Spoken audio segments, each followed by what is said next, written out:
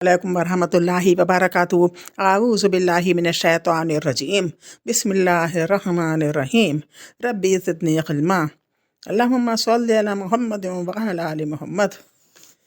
कल सीरत नबी में ये ज़िक्र हुआ था कि मोहम्मद सल्लल्लाहु अलैहि वसल्लम ने कुछ कबाइलों में और कुछ अफराद अलग अलग लोगों में जाकर दीन की दावत दी थी और बहुत कम लोग ही दीन ईमान लेकर आए थे।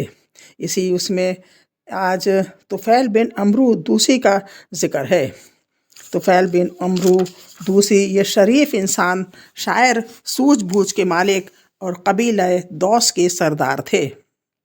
इनके कबीले को बास नवाही यमन में इमारत या तकरीबन इमारत हासिल थी, यानी पूरे कबीले में ये बड़े ओहदे पे या बड़े समझे जाते थे, इनकी बात सब मानते थे। वो नबुव्वत के 11वीं साल मक्का तशरीफ़ लाए तो वहाँ पहुँचने से पहले ही अहले मक्का ने इनका इस्तकबाल किया और नहायत इज़्ज़त व एहतराम से पेश आए। फिर इनसे अर्ज़ परवाज़ होते हुए कि ऐ तुफ़ैल, आप हमारे शहर तशरीफ़ लाए हैं और ये शख्स जो हमारे दरमियान है इसने हमें सख्त परेशानी में फंसा रखा है, हमारी जमीयत बिखेर दी है और हमारा शिराज़ा मुंतशिर कर दिया है, हम सब लोगों को अलग अलग कर दिया है। इसकी बात जादू का सा असर रखती है कि आदमी और इसके बाप के दरमियान, आदमी और इसके भाई के दरमियान और आदमी और इसकी बीवी के दरमियान तफ़रक़ा डाल देती है। हमें डर लगता है कि जिस परेशानी से हम दो चार हैं कहीं वो आप पर और आपकी कौम पर भी ना आन पड़े, लिहाजा आप इससे हरगिज़ गुफ्तगू ना करें और इसकी कोई चीज़ ना लें। हज़रत तुफ़ैल रज़ी अल्लाह अन्हु का इरशाद है कि ये लोग मुझे बराबर इसी तरह की बातें समझाते रहे, यहाँ तक कि मैंने तहैया कर लिया कि ना आप सल्लल्लाहु अलैहि वसल्लम की कोई चीज़ सुनूंगा और ना आप सल्लल्लाहु अलैहि वसल्लम से बातचीत करूँगा। यहाँ तक कि जब मैं सुबह को मस्जिद हराम गया तो कान में रुई ठूँस रखी थी कि कहीं आप सल्लल्लाहु अलैहि वसल्लम की कोई बात मेरे कान में न पड़ जाए, लेकिन अल्लाह को मंजूर था कि आप सल्लल्लाहु अलैहि वसल्लम की बातें मुझे सुना ही दी। चुनाचे मैंने बड़ा उम्दा कलाम सुना। फिर मैंने अपने जी में कहा, हाय मुझ पर मेरी माँ की अफ़वाह, मैं तो बखुदा एक सूझबूझ रखने वाला शायर आदमी हूँ, मुझ पर भला बुरा छुपा नहीं रह सकता। कोई बुरा कहे या भला कहे तो मेरी क्या समझ में नहीं आएगा, फिर क्यों ना मैं इस शख्स की बात सुनूं। अगर अच्छी हुई तो कबूल कर लूँगा, बुरी हुई तो छोड़ दूँगा। ये सोचकर मैं रुक गया। जब आप सल्लल्लाहु अलैहि वसल्लम घर वापस हुए तो मैं भी पीछे हो लिया। आप सल्लल्लाहु अलैहि वसल्लम अंदर दाखिल हुए तो मैं भी दाखिल हो गया और आप सल्लल्लाहु अलैहि वसल्लम को अपनी आने का वाक़या और लोगों के खौफ दिलाने की कैफियत, फिर कान में रुई ठूंसने और इसके बावजूद आप सल्लल्लाहु अलैहि वसल्लम की बातें सुन लेने की तफसीलात बताईं। फिर अर्ज़ किया कि आप सल्लल्लाहु अलैहि वसल्लम अपनी बात पेश कीजिए। आप सल्लल्लाहु अलैहि वसल्लम ने मुझ पर इस्लाम पेश किया और कुरान की तिलावत फरमाई। खुदा गवाह है, मैंने इससे उम्दा कौल और इससे ज़्यादा इंसाफ की बात कभी ना सुनी थी। चुनाचे मैंने वहीं इस्लाम कबूल कर लिया और हक़ की शहादत दी। इसके बाद आप सल्लल्लाहु अलैहि वसल्लम से अर्ज़ किया कि मेरी कौम में मेरी बात मानी जाती है, मैं इनके पास पलट कर जाऊँगा और इन्हें इस्लाम की दावत दूँगा। लिहाजा आप सल्लल्लाहु अलैहि वसल्लम अल्लाह से दुआ फरमाएँ कि वो मुझे कोई निशानी दे दे। आप सल्लल्लाहु अलैहि वसल्लम ने दुआ फरमाई।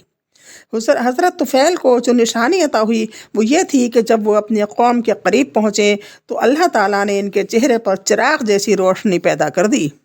उन्होंने कहा, या अल्लाह, चेहरे के बजाय किसी और जगह मुझे अंदेशा है कि लोग इसे मसला कहेंगे। चुनाचे ये रोशनी इनके डंडे में पलट गई। उन्होंने उनको चेहरे पर कहा कि लोग पता नहीं क्या क्या कहेंगे, इसलिए कहीं और ये रोशनी दे दी जाए। तो अल्लाह ताला ने वो रोशनी जो थी इनके डंडे में दे दी। फिर उन्होंने अपने वालिद और अपनी बीवी को इस्लाम की दावत दी और वो दोनों मुसलमान हो गए। लेकिन कौम ने इस्लाम कबूल करने में बहुत देर की, मगर हज़रत तुफ़ैल रज़ी अल्लाह अन्हु को भी मुसलसिल कोशिशें करते देखा गया। हत्ता कि ग़ज़वा खंदक के बाद जब उन्होंने हिजरत फरमाई तो इनके साथ इनकी कौम के 70 या 80 ख़ानदान थे। حضرت طفیل رضی اللہ عنہ نے اسلام میں بڑے اہم کارنامے انجام دے کر یمامہ کی جنگ میں جام شہادت نوش فرمایا۔ اب اگلے ہیں ضماد ازدی کے بارے میں کہ انہوں نے کیسے اسلام قبول کیا۔ یہ یمن کے باشندے اور قبیلہ ازدشنودا کے ایک فرد تھے۔ جھاڑ پھونک کرنا اور آسیب اتارنا ان کا کام تھا۔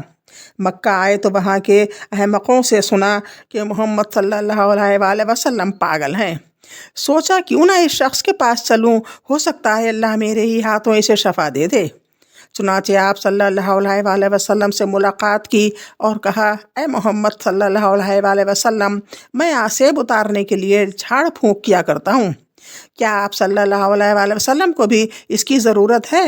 آپ صلی اللہ علیہ وآلہ وسلم نے جواب میں فرمایا، عربی میں لکھا ہے لیکن میں ترجمہ بتا رہی ہوں، یقیناً ساری تعریف اللہ کے لیے ہے، ہم اسی کی تعریف کرتے ہیں اور اسی سے مدد چاہتے ہیں۔ جسے اللہ ہدایت دے دے اسے کوئی گمراہ نہیں کر سکتا، اور جسے اللہ بھٹکا دے اسے کوئی ہدایت نہیں دے سکتا۔ اور میں شہادت دیتا ہوں کہ اللہ کے سوا کوئی معبود نہیں، وہ تنہا ہے، اس کا کوئی شریک نہیں، اور میں شہادت دیتا ہوں کہ محمد صلی اللہ علیہ وآلہ وسلم اس کے بندے اور رسول ہیں۔ اما بعد، ضماد نے کہا، ذرا اپنے یہ کلمات مجھے پھر سنا دیجئے۔ آپ صلی اللہ علیہ وآلہ وسلم نے 3 بار دہرایا۔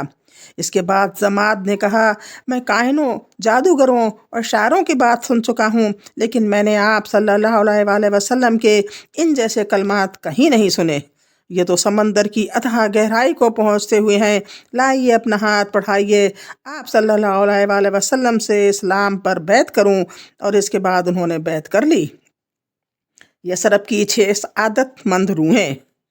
11ویں سن نبوت کے موسم حج جولائی 620 میں اسلامی دعوت کو چند کارآمد بیج دستیاب ہوئے، یعنی چند لوگ آئے جو دیکھتے دیکھتے سردقامت درختوں میں تبدیل ہو گئے۔ جنہوں نے اسلام قبول کر لیا تھا وہ پہلے تو شروع میں تو چھوٹے اسلام قبول کرنے والے تھے، مگر بعد میں وہ ایک سردقامت درخت بن گئے، اور ان کی لطیف اور گھنی چھاؤں میں بیٹھ کر مسلمانوں نے برسوں ظلم و ستم کی تپش سے راحت نجات پائی۔ مسلمانوں نے برسوں ظلم و ستم کی تپش سے راحت و نجات پائی۔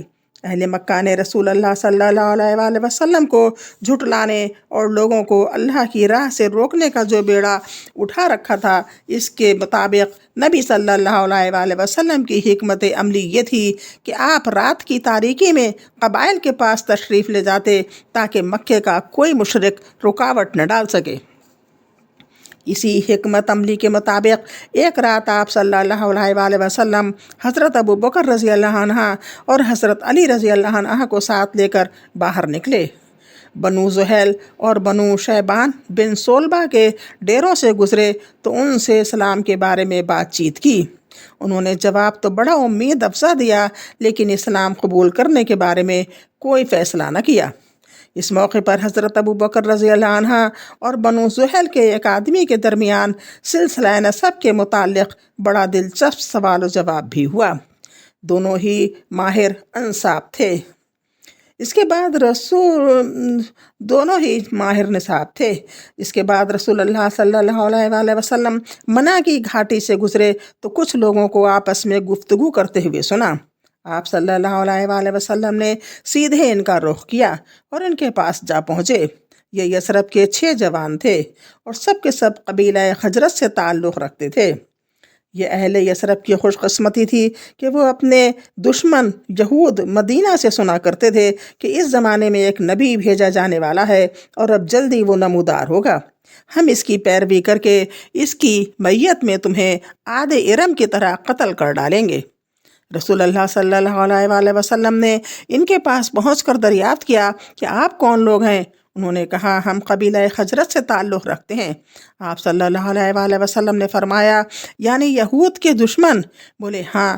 فرمایا، پھر کیوں نہ آپ حضرات بیٹھیں، کچھ بات چیت کی جائے۔ وہ لوگ بیٹھ گئے۔ آپ صلی اللہ علیہ وآلہ وسلم نے ان کے سامنے اسلام کی حقیقت بیان فرمائی، انہیں اللہ عز و جل کی طرف دعوت دی اور قرآن کی تلاوت فرمائی۔ انہوں نے آپس میں ایک دوسرے سے کہا، بھائی دیکھو، یہ تو وہی نبی معلوم ہوتے ہیں جن کا حوالہ دے کر یہود تمہیں دھمکیاں دیا کرتے ہیں، لہٰذا یہود تم پر کہیں سبقت نہ کرنے پائیں۔ اس کے بعد انہوں نے فوراً آپ صلی اللہ علیہ وآلہ وسلم کی دعوت قبول کر لی اور مسلمان ہو گئے۔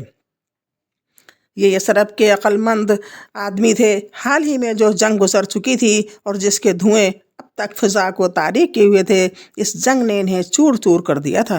اس لیے انہوں نے بجا طور پر یہ توقع قائم کی کہ آپ صلی اللہ علیہ وآلہ وسلم کی دعوت جنگ کے خاتمے کا ذریعہ ثابت ہوگی۔ چنانچہ انہوں نے کہا، ہم اپنی قوم کو اس حالت میں چھوڑ کر آئے ہیں کہ کسی اور قوم میں ان کے جیسی عداوت اور دشمنی نہیں پائی جاتی۔ امید ہے کہ اللہ آپ صلی اللہ علیہ وآلہ وسلم کے ذریعے انہیں یکجا کر دیں، انہیں اکٹھا کر دیں۔ ہم وہاں جا کر لوگوں کو آپ صلی اللہ علیہ وآلہ وسلم کے کام کے بارے میں بتائیں گے اور آپ کی دین کے طرف بلائیں گے، اور یہ دین جو ہم نے خود قبول کر لیا ہے اس پر بھی پیش کریں گے۔ اگر اللہ نے آپ صلی اللہ علیہ وآلہ وسلم پر ان کو یکجا کر دیا تو پھر آپ سے بڑھ کر کوئی اور معزز نہ ہوگا۔ اس کے بعد جب یہ لوگ مدینہ واپس ہوئے تو اپنے ساتھ اسلام کا پیغام بھی لے گئے، چنانچہ وہاں گھر گھر رسول اللہ صلی اللہ علیہ وآلہ وسلم کا چرچا پھیل گیا۔ حضرت عائشہ رضی اللہ عنہا سے نکاح۔ اسی سال شوال 11 نبوت میں رسول اللہ صلی اللہ علیہ وآلہ وسلم نے حضرت عائشہ رضی اللہ عنہا سے نکاح فرمایا۔ اس وقت ان کی عمر 6 برس تھی۔ پھر ہجرت کے پہلے سال شوال ہی کے مہینے میں مدینے کے اندر ان کی رخصتی ہوئی۔ اس وقت ان کی عمر 9 برس تھی۔ اتنا ہی، انشاءاللہ کل اور معراج کے بارے میں ذکر ہوگا۔